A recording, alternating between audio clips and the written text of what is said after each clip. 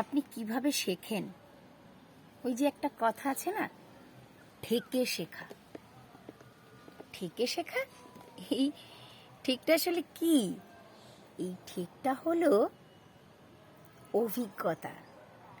জীবনে চলার পথে আমরা যতগুলো অভিজ্ঞতা সঞ্চয় করি সেইগুলোকেই বলা হয় ঠেক।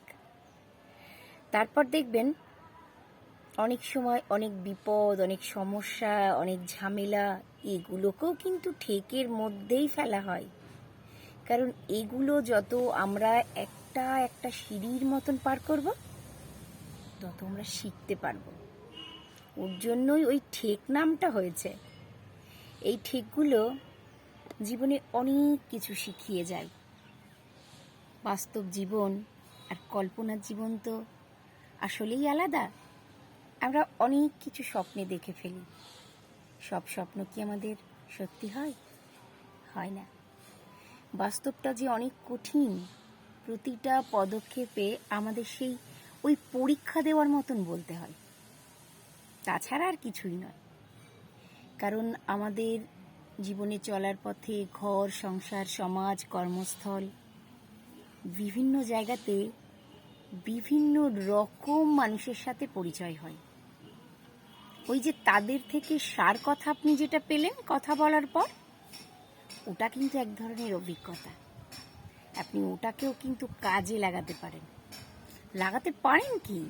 আমাদের তো লাগাতেই হবে। এই কাজে না লাগালে আমরা জীবনে সফলতা পাবো না, আমরা অনেক কিছু শিখতে পারবো না। ধরুন একটা মঞ্চে কেউ একজন বক্তৃতা দিচ্ছে, তো তার বক্তৃতার মধ্যে দিয়ে আমরা কি নেব? নিশ্চয়ই তার ভালো কথা, তার ভালো অভিজ্ঞতা, এটা আমরা নেব এবং সেটা কাজে লাগানোর চেষ্টা করব। না হলে ওই বক্তৃতা শোনার তো মূল্যই নেই কোনো।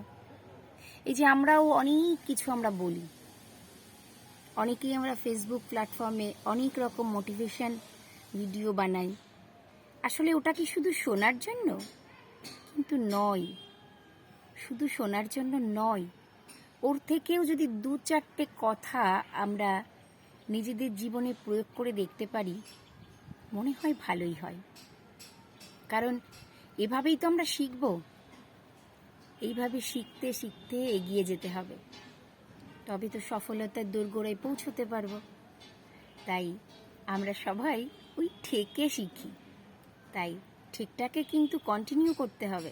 বন্ধ হয়ে গেলে শেখার দরজাও বন্ধ হয়ে যাবে। তাই চলুন আমরা বারবার ওই ঠেকেই শিখি।